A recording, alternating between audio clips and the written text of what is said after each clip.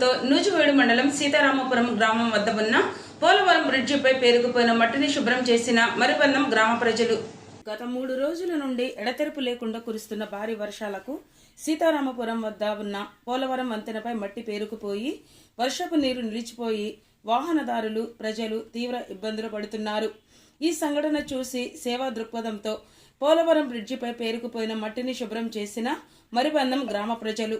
పోలవరం బ్రిడ్జిపై గుంతలు ఏర్పడడంతో ఆ గుంతలు కనబడక ద్విచక్ర వాహనదారులు చాలా ఇబ్బందులు పడుతున్నారని గమనించిన మరిబందం గ్రామానికి చెందిన వంగమూడి చిన్నారావు, పులపన్న, శ్యామలరావు జన సైనికులు ఐజాక్ సేవా దృక్పథంతో శుభ్రం చేస్తూ వారి యొక్క సేవా భావాన్ని తెలియజేశారు.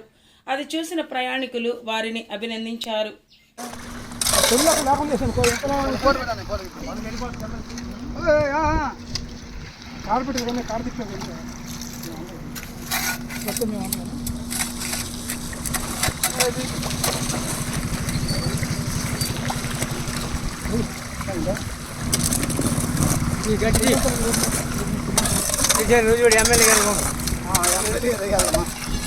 ఎమ్మెల్యే గారు